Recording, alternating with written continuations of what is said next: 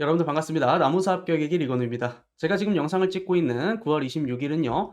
제8회 나무사 1차 시험 응시 원서 접수 기간입니다. 따라서 여러분들 자격이 되시는 분들은 반드시 이 기간에 원서 접수를 응시를 해주셔야 되고요. 그런데 사실 제가 지금 이 영상을 찍는 이유는 이것 때문입니다. 우리 1차 시험에 있어서 좀 큰 변화가 생겼는데 그게 이제 첫 번째로는 바로 이 과목별 문제 수가 바뀌었어요. 뭐 모든 과목이 다 바뀐 것은 아니고요. 우리 수목 관리학 같은 경우가 본래 40문제가 출제가 되던 것이 25문제로 대폭 줄어들었습니다. 그러면서 다른 과목과 동일하게 모두 이제 25문제씩 출제가 되게 된 거죠. 문제 수가 바뀌었다라는 것은 다시 말하면 점수 배점에도 차이가 생겼다라는 것입니다. 본래 40문제가 나왔을 적에는 한 문제당 2.5점이었지만 지금 다시 25문제로 바뀐 20점에는 한 문제당 배점이 4점이 됩니다. 다른 과목들과 동일하게 한 문제당 4점씩이 부여가 되니까 여러분들 이 부분도 반드시 잘 알고 계셔야겠습니다. 자, 그리고 또 한 가지 큰 변화가 있는데요. 바로 시험 시간이 변경된 것입니다. 본래 기존에는 1교시, 2교시로 나눠서 처음에 수목 병리학, 해충학, 생리학 1교시, 2교시는 토양학, 관리학 2교시 이렇게 해서 중간에 휴식 시간도 있고 분리해서 시행을 했었는데 이제는 5과목을 한 번에 125분에 이렇게 통합 시행을 하게 됐습니다. 그래서 쉬는 시간이 사라졌다라는 거. 그래서 장단점이 다 있어요. 일단이 있는데 일단 좋은 점 먼저 말씀드리면 내가 좀 잘하는 과목이 있고 내가 좀 못하는 과목이 있으면 시간 배분을 잘 해서 내가 좀 더 잘하는 과목에서는 시간 세이브를 많이 해서 시간을 많이 아껴 놨다가 내가 좀 잘 못하는 과목, 시간이 좀 많이 필요한 과목에서 이제 쓸 수 있다는 그런 장점이 하나가 있을 수가 있는데 단점이라고 한다면 아무래도 휴식 시간이 없다 보니까 이렇게 125분을 완전히 몰입해서 사실 시험을 보기가 쉽지는 않거든요. 그래서 좀 체력적으로 부족하신 분들 요런 분들에게는 좀 단점으로 보일 수 있지 않을까, 단점이 될 수 있지 않을까 그런 생각이 들기도 합니다.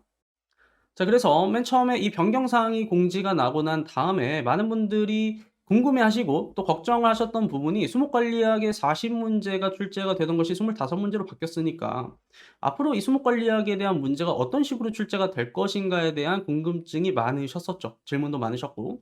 그래서 일단 제가 생각했을 때는 만약에 기존에 나와 있던 그 비율, 출제 경향을 그대로 따라간다라고 했을 때 그 가정을 하고 한번 설명을 드려보도록 할게요. 우리 문제가 공개되기 시작한 5회 때부터 이렇게 7회 때까지 제가 이렇게 좀 정리를 해 보니까요. 지금 보시면 농약 같은 경우가 한 13문제씩 나오다가 7회 때 조금 튀었죠. 위쪽으로 좀 더 출제가 많이 됐고 반대로 비생물적 피해 문제 같은 경우는 지금 계속 하락 추세입니다. 수목 관리 부분은 계속 균일하게 한 12문제씩 나오고 있고요. 그리고 법령 같은 경우도 5회 때는 좀 적게 나오긴 했는데 6회, 7회 때 한 5문제, 4문제씩. 그래서 앞으로도 아마 요 정도 비율로 출제가 되지 않을까. 한 6회에서 7회 정도에 해당하는 비율로 출제가 되지 않을까 생각이 들어서 그거를 이제 원형 그래프로 보니까 아까 전에 가장 많이 출제가 된다라고 말씀드렸던 이 농약 파트가 한 38%, 그다음이 수목 관리 한 30%, 비생물적 피해 22%, 법령이 10%. 요 비율, 요 출제 경향을 그대로 25문제에다 입혀 보면 요렇게 되거든요. 그래서 수목 관리 부분에서 한 7, 8개가 나오지 않을까. 비생물적 피해서는 5개에서 한 6개, 농약은 9개에서 10개, 마지막으로 법령은 한 2-3개 정도로 해서 25문제가 맞춰지지 않을까 고렇게 생각이 듭니다.